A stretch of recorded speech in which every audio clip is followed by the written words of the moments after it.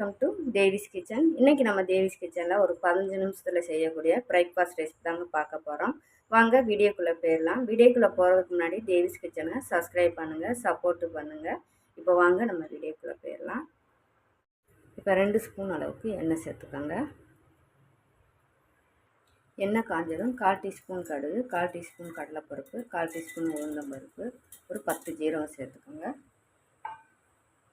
இப்போ கடுகு எல்லாம் பொரிஞ்சது. இப்போ 1 டீஸ்பூன் அளவுக்கு பொடியாக நறுக்கின இஞ்சி, கட் பண்ண வெங்காயம்,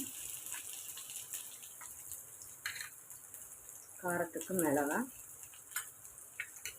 ஒரு வத்தல், கொஞ்சம் கருவேப்பிலை, 2 ஸ்பூன் கேரட், துருவின கேரட்டு. இதை சேர்த்து 1 நிமிஷம் வதக்கி விட்டுக்கோங்க. இது கூட 1/4 டீஸ்பூன் கம்மியாக மஞ்சள் தூள். இதில் ஒரு 2 ஸ்பூன் தக்காளி, பொடியாக நறுக்கின தக்காளியும் சேர்த்துக்கோங்க. சேர்த்துட்டு இப்போ நான் 1 கப் ரவை எடுத்துருக்கேன். வறுத்த ரவை, வறுக்காத ரவை எதுனாலும் எடுத்துக்கோங்க.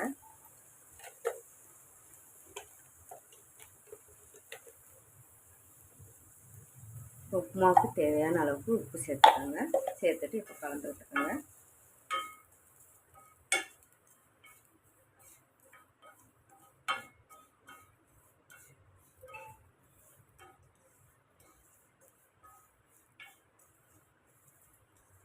இப்போ நான் ரவை எடுத்த கப்புக்கு நான் தண்ணி எடுத்துருக்கேன். இப்போ அதையும் சேர்த்துக்கோங்க. நல்லா சுடு தண்ணியாக சேர்த்துக்கிட்டிங்கனாக்கி டக்குன்னு உங்களுக்கு வேறு ரெடி ஆகும் பிரேக்ஃபாஸ்ட்டு. இப்போ கலந்து விட்டுக்கோங்க. கலந்து விட்டுட்டு இப்போ நம்ம ஏற்கனவே கொஞ்சமாக உப்பு போட்டுக்கோங்க. இப்போ கொஞ்சமாக சேர்த்துக்கோங்க. கலந்துட்டு இப்போ ஹை ஃப்ளேமில் நம்ம வைக்க வேண்டாம். ஒரு 2 நிமிஷம் நம்ம சிம்மில் போட்டுக்கலாம். இப்போ நம்ம ஓப்பன் பண்ணிக்கலாங்க. நம்ம மூடி போட்டு அப்படியே வச்சிடக்கூடாது, கட்டி ஆகிடும். அப்போ நம்ம இடையிலே கலந்து விட்டுக்கலாம். இந்த மாதிரி கிண்டி கொடுத்துங்க. பிரேக்ஃபாஸ்ட்டுக்கு உப்புமா ரொம்ப டேஸ்ட்டாக இருக்குங்க, நல்லா கேரட்லாம் போடும்போது. இப்போ இதில் நம்ம 1 ஸ்பூன் அளவுக்கு நெய் சேர்த்துக்கலாம்.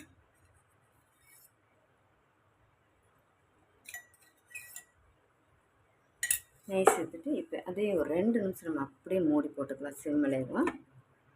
இப்போ நம்ம ஓப்பன் பண்ணிக்கலாங்க. அவ்வளோதான், அருமையான பிரேக்ஃபாஸ்ட்டுக்கு ஒரு 15 நிமிஷம் பேச்சில் கூட ட்ரை பண்ணாங்க. இப்போ மல்லியில் தூவிட்டு கலந்து விட்டுக்கோங்க.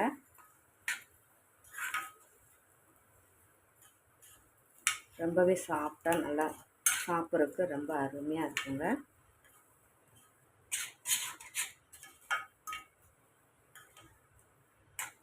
இன்றைக்கி ரொம்பவே ஒரு அருமையான பிரேக்ஃபாஸ்ட் 15 நிமிஷத்தில் செய்யக்கூடிய ஒரு பிரேக்ஃபாஸ்ட் ரெசிபி தாங்க பார்த்துருக்கோம். ட்ரை பண்ணி பாருங்கள், ரொம்பவே அருமையாக இருக்குங்க. டேஸ்ட்டு எப்பயும் தோசை இட்லிக்கு பதில் இந்த மாதிரி கொஞ்சம் சேஞ்ச் பண்ணி டக்குன்னு வேலையும் முடியுங்க.